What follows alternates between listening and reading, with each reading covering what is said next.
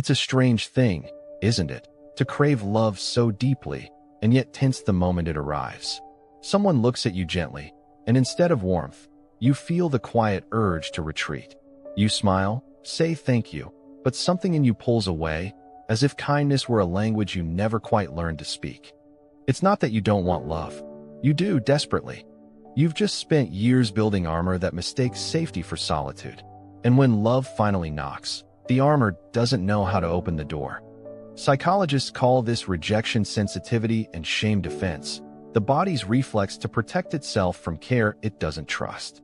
Because once, long ago, being loved came with conditions. Or it came inconsistently. Or it simply didn't come at all. So you learn to earn love instead of receive it. To predict it, manage it, control it, anything but trust it. And now, as an adult, real affection feels invasive. Compliments make you flinch. Kindness feels suspicious. You mistake being cared for as being indebted.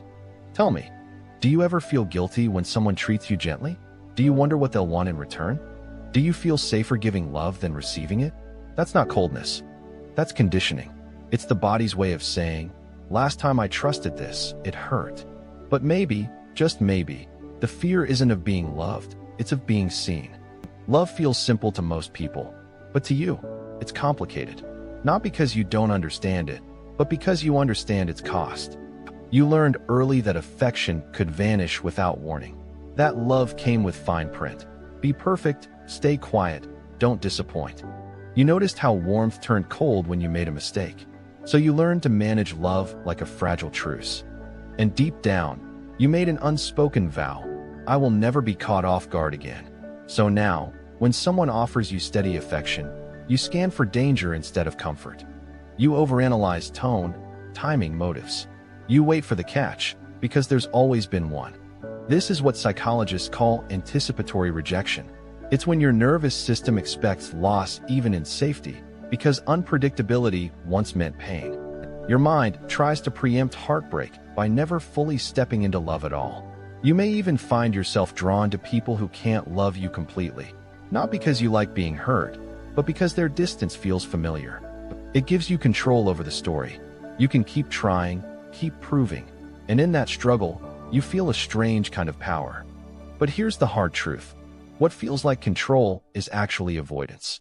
Because if someone loves you without chaos, without conditions, you have to face a truth scarier than rejection, that you might actually be worthy of love as you are. So let me ask you, when someone truly sees you, do you let them, or do you hide behind who you think you should be? To accept love, you must first believe you deserve it. And that's where so many hearts get stuck. You see, love isn't hard to find. It's hard to let in. Because somewhere in your story, love became proof of performance, not proof of being. Maybe you were praised for achievements, not emotions. Maybe you were noticed only when you were useful. Maybe you were loved through correction, not connection. So now, when someone loves you just for existing, it feels wrong, unearned, exposed. Psychologists call this conditional worth memory. Your body remembers that love was never free, that affection always came with expectation, and your mind learned to equate rest with risk. So when kindness feels unconditional, it triggers confusion instead of safety. That's why compliments make you deflect. Why I love you makes you freeze. Why intimacy feels like walking into a room with no armor. You mistake comfort for danger, because comfort means vulnerability, and vulnerability once meant pain. Have you ever noticed how easy it is to love others, and how hard it is to let them love you back? You overgive, overthink, overexplain, because giving love keeps you in control. Receiving it means surrender. But what if love isn't something to earn? What if it's something to allow? To let people's kindness land without translating it into debt. To stop rehearsing rejection every time someone chooses you. Love doesn't always hurt. It's just that, for you, hurt came first, and it disguised itself as love for far too long.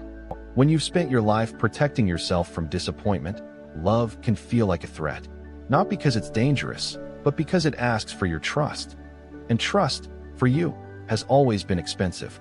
You might find yourself pushing away the people who care most. You joke when things get intimate. You minimize your needs so you won't be too much. You test people quietly, pulling back to see if they'll follow. And when they do, a part of you still doesn't believe they mean it. That's not self-sabotage. That's the nervous system checking for proof of safety. It's what trauma theorists call protective distance, the way we create space between ourselves and love to stay in control of the pain. But here's the hidden cost. You never actually get to feel the love that's offered. It hovers outside your walls, waiting while you stand inside convincing yourself it's not real. Have you ever noticed that you crave reassurance, but struggle to believe it when it comes? That you want closeness, but feel suffocated when someone gets too near? That push and pull isn't confusion, it's fear in disguise. Fear that if someone sees your real self, the messy, insecure, imperfect parts, they'll leave. So you hide behind competence, humor, strength. You perform the version of love that feels safest. But the truth is, real love doesn't want your performance. It wants your presence. It doesn't need your perfection. It needs your permission. And maybe that's the hardest thing you'll ever learn, to stop auditioning for love and simply let it walk through the door. Learning to accept love is a slow unlearning, a gentle dismantling of the walls you once called safety. It's not about forcing yourself to trust. It's about teaching your body that trust can exist without pain. Start small. When someone compliments you, don't rush to dismiss it. Just pause. Let the words land. Notice the discomfort, the urge to deflect, and breathe through it instead of arguing with it. That's how healing begins, in the pause before the reflex.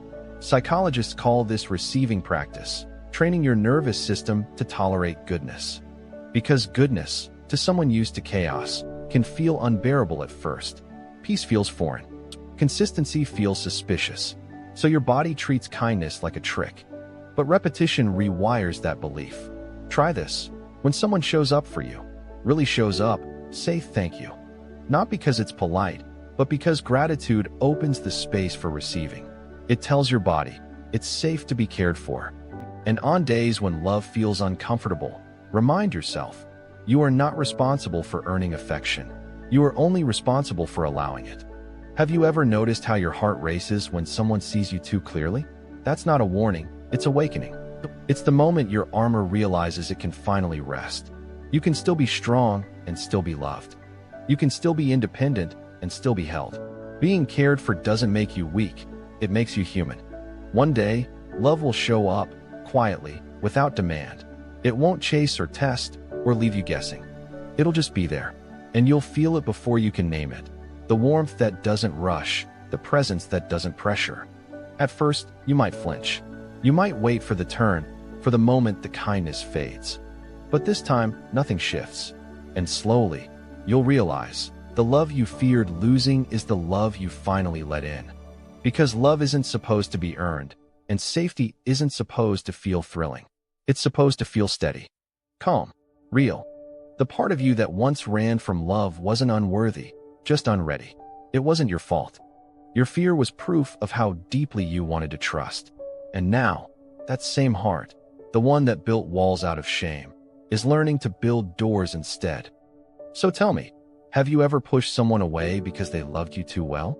What would it look like to stop waiting for love to prove itself and start believing you deserve it simply because you exist? Write one word in the comments, the word you want to start associating with love. Maybe it's safe. Maybe it's peaceful. Maybe it's home.